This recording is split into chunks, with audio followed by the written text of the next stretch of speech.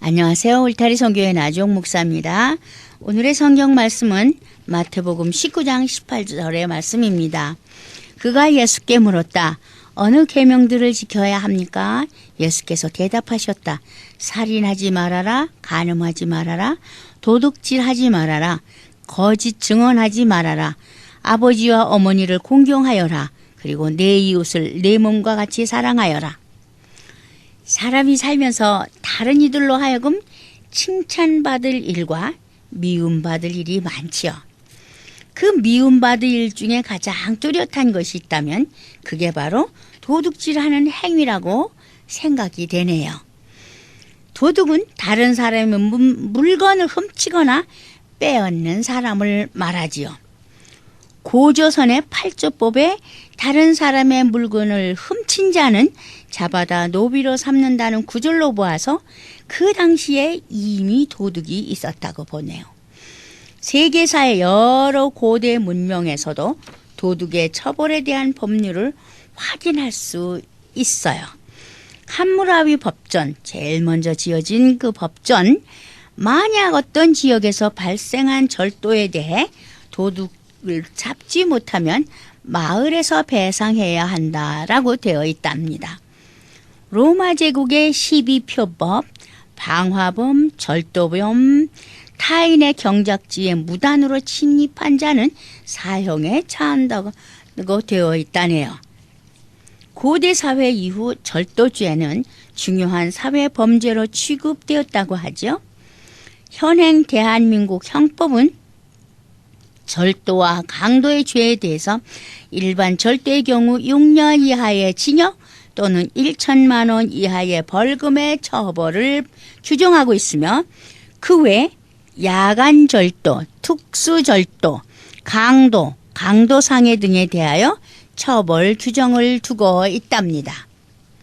예전에는 도둑을 도적이라고 했죠. 옛 성경에도 도적질하지 말라고 되어 있어요.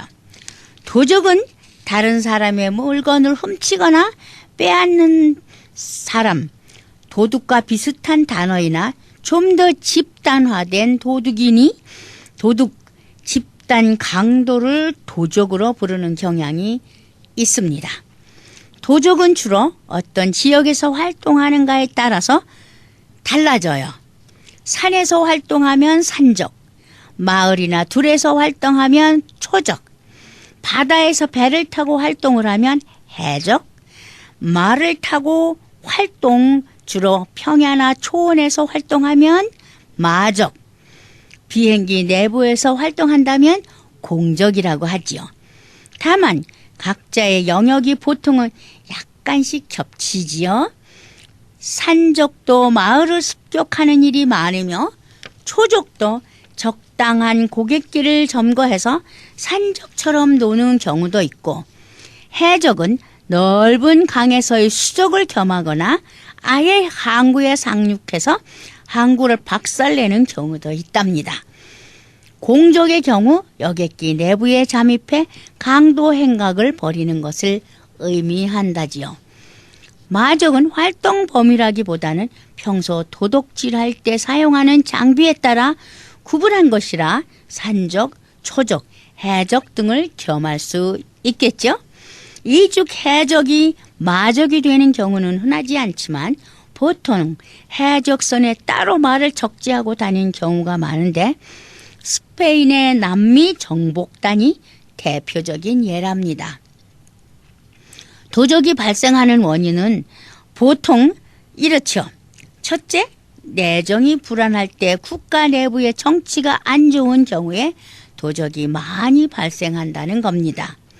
한마디로 말해서 먹고 살기 힘들어서 도적으로 변신하는 일반인이 많다는 거지요. 일단 도적이 되면 톱을 당해서 가끔 몰살 당할 수 있지만 일단 호구지책이 가능하고 국가에 내는 세금 등의 비용도 사라지므로 잃을 것이 없는 사람들이 도적으로 쉽게 변신하게 되겠지요. 보통 이런 경우에는 국가의 내정을 일시적으로라도 개혁하면 도적이 다시 일반인으로 돌아오는 경우가 많고 국가에서 의지를 가지고 도적을 토벌하는 한편 항복한 도적을 다른 지역의 농민으로 재정착하게 만들면 어느 정도 해결이 가능하다고도 합니다.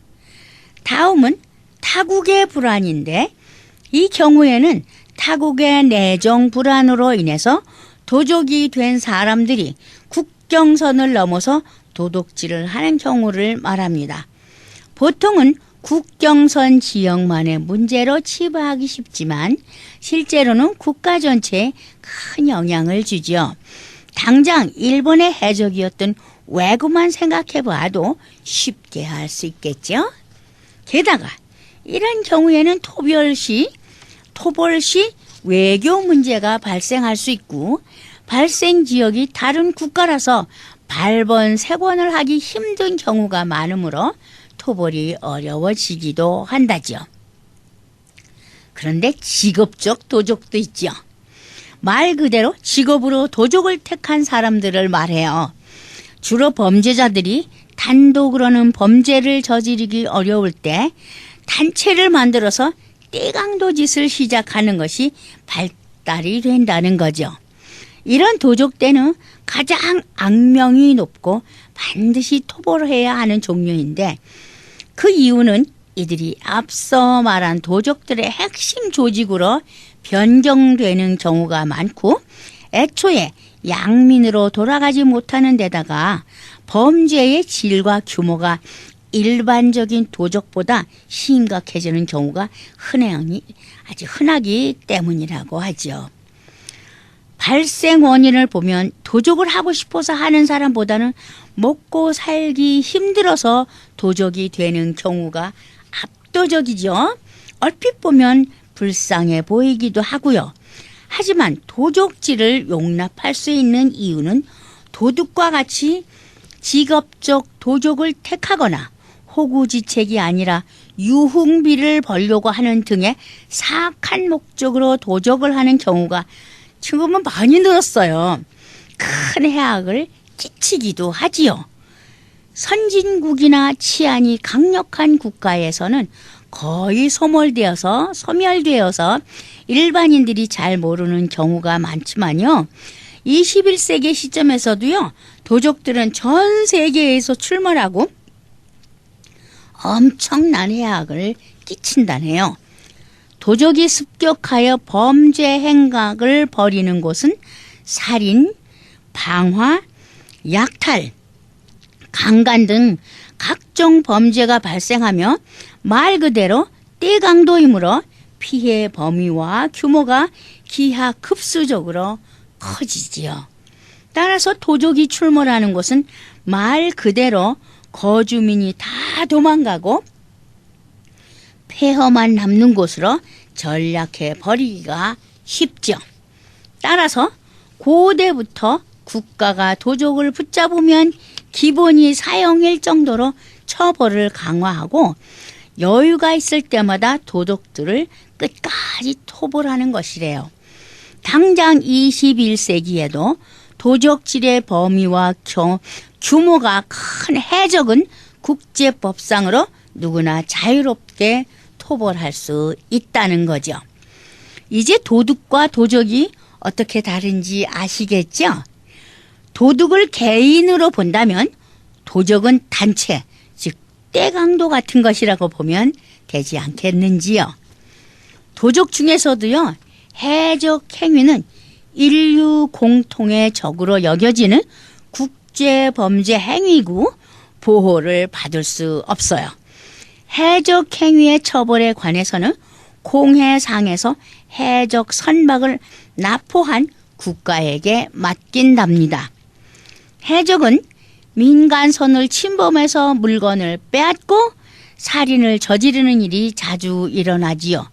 주로 가난한 나라에서 먹고 살기 어려운 사람들이 죽기 살기로 범죄를 저지르곤 하지요.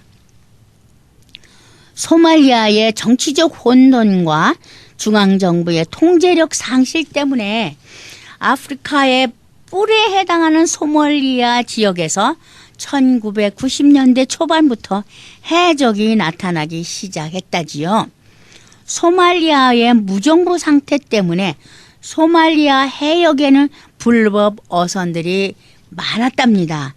해적들은 처음에 그 불법 어선으로부터 자기 해역을 지키는 데 관심이 있었다는군요.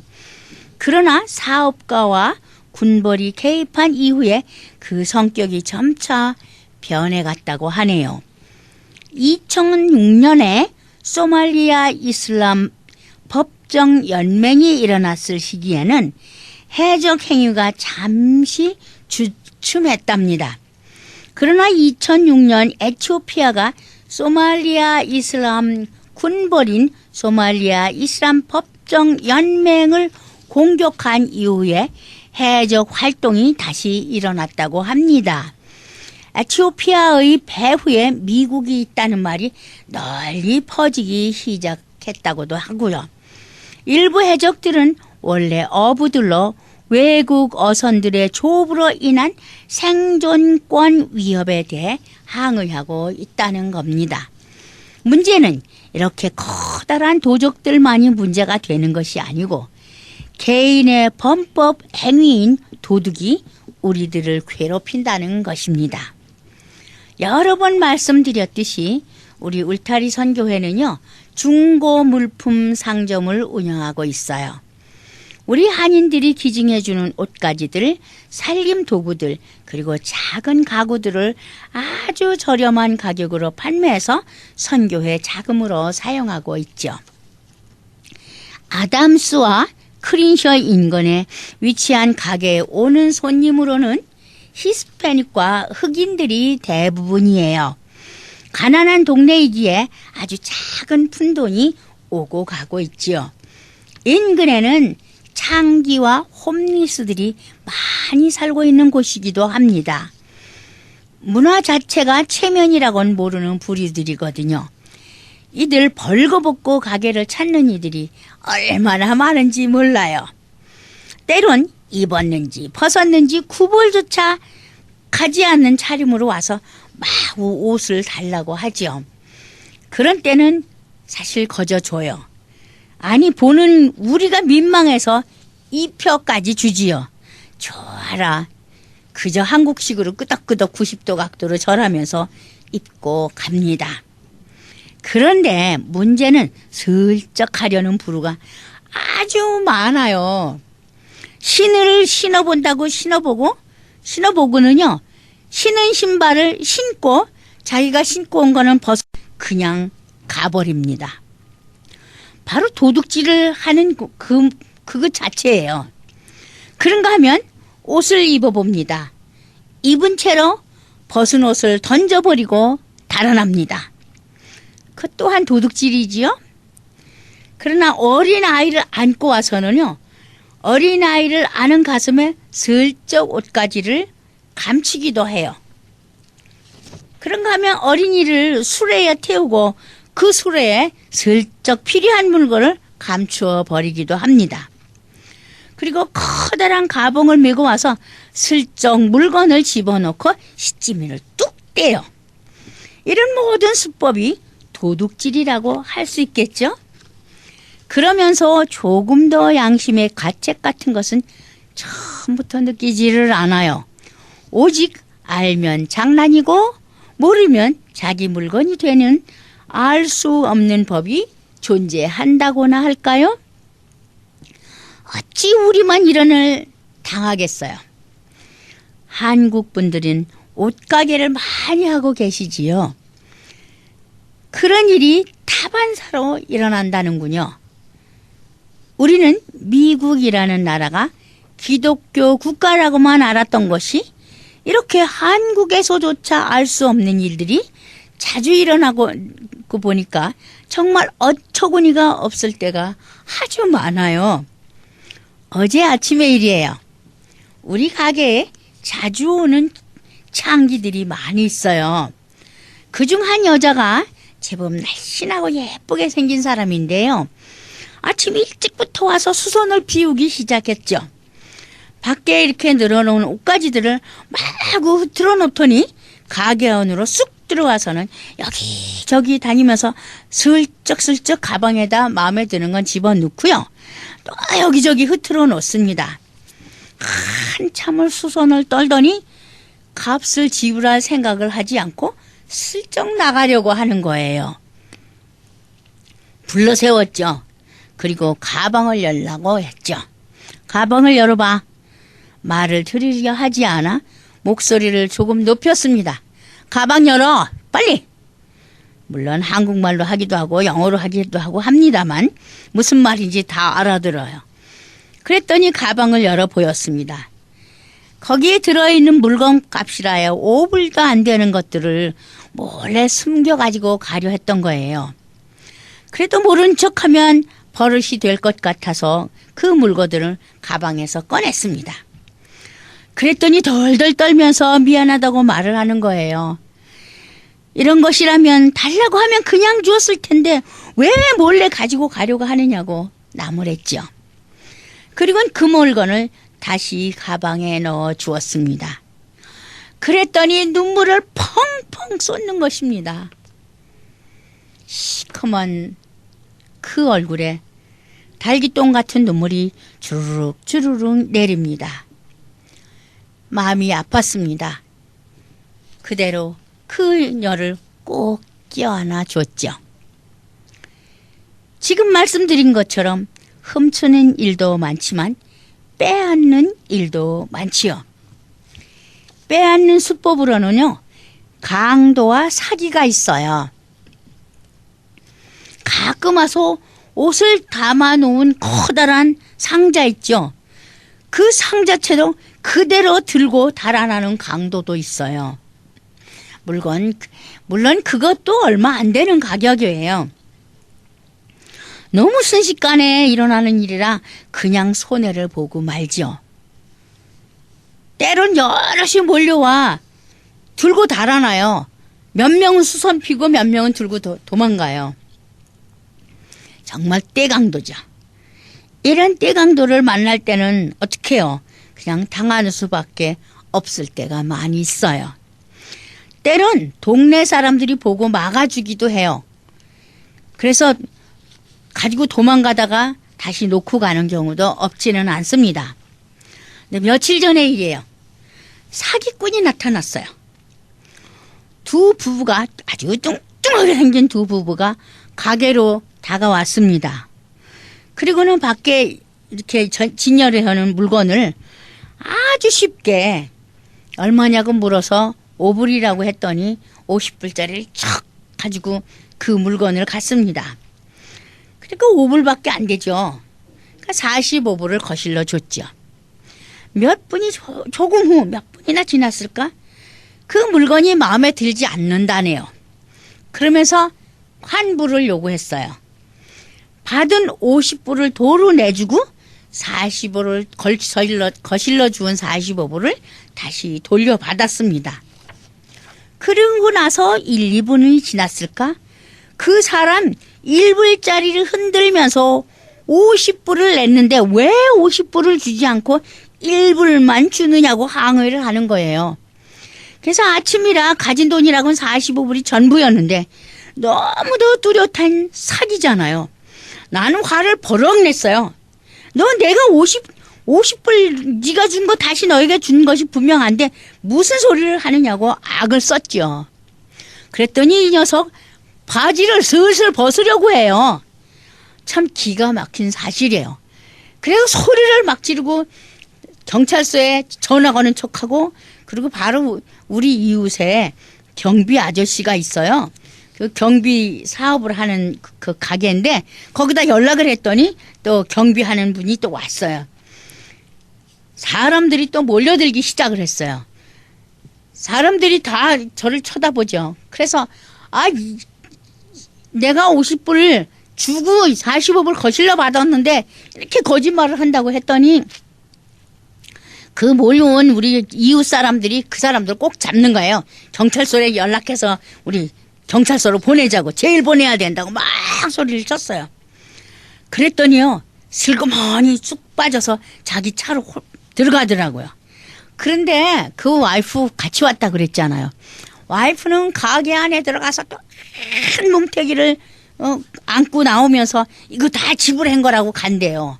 세상에 돈 받은 사람이 없는데 지불을 했어요? 그래서 소리를 또 질렀죠. 너 언제 네가 돈 냈냐고. 거짓말 하지 말라고 소리를 질렀더니 얼른 놓고 가버렸습니다. 물론 잡을 수는 없었고 내버려 뒀죠.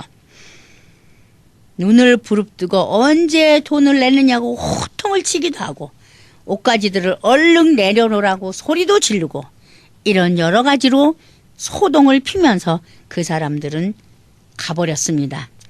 그런데 신문에서 여러 번 본 것 같아요. 이런 일들을 우리 한인들이 많이 당했다고 하더라고요. 그러니까 손님이 많을 때 와서 그런다는데 우리는 손님이 없는 이른 아침이었어요. 모두 도둑질이라는 것을 한 것이잖아요. 그러니까 그냥 도둑질이 아니라 이건 뭐예요? 사기잖아요. 때론 히스패닉 가운데 가족이 몰려가서 협력해서 도둑질을 할 때는요. 정말 도적들이라고 말하고 싶어요. 4.19 기억하시죠? 흑인들은 불을 지피고 히스패닉들은 아이들까지 함께 몰려와서 물건을 집어들고 희희낙낙하면서 가게를 나오는 모습이 TV에서 보여주었는데 그 기억이 지금도 생생해요. 그러니까 학생들을 학교를 결석하면서 도둑질을 하도록 그 가족들이 협력해서 도둑질을 했다는 거죠. 그런가 하면 학생들도 몰려와 물건을 하나 사면 하나 정도는 훔쳐서 가방에 놓고 달아나는 경우가 종종 있으니 이를 어떻게 하면 좋겠어요. 이들에게는 무엇이 옳고 그른지 교육을 받지 못한 것이겠죠. 한구석 마음이 아프고 화가 나요. 지상낙원 미국 땅에 어찌 이런 모습을 심심치 않게 볼 수 있다는 것인지 얼마나 슬픈 일인지 알 수가 없습니다. 그럼에도 교육 예산을 깎으려는 무리들이 미국 땅에서 지도자 역할을 하고 있다니 한심하기까지 하죠. 미국은 우리의 제2고향이죠. 도둑들이 많아지면 살기가 얼마나 어렵고 두려운지요. 도둑이 모여 도적이 되면 지상낙원이 아니라 지상지옥이 될 것이 뻔한데 우리 한인들이 해야 할 일이 무엇이겠어요? 교육을 무엇보다 귀하고 중요하게 생각하는 우리 한인들이 2세, 3세들을 잘 교육시켜서 이 사회를 변화시키고 이 나라를 변화시키는 일에 힘써야 할 것 같지 않으신지요? 그런데 우리 한인들 몹쓸 짓들을 많이 하고 있네요. 신문과 방송을 통해서 불법으로 도박을 부추기며 이윤을 챙겼다니 이 또한 도적의 행위가 아닐런지요. 듣고 나니 황당하고 일침이네요. 손자 손녀들을 잘 타일러야 할 어르신들이 그 불법 도박장에 가서 쥐꼬리만큼 되는 월페어를 모두 날리고 빚까지 지고 있다는 신문 기사에 어이가 없어 생각이 멈춰버리고 맙니다. 저의 말씀을 듣고 계시는 분들은 그런 분이 한 분도 안 계시리라 믿고 싶습니다. 혹시 그런 분이 계시다면 지금부터라도 멈추세요. 우리 한인들이 해야 할 일이 많이 있습니다. 도둑은 사망에 이르는 커다란 죄입니다. 감사합니다. 다음 주에 뵙겠습니다.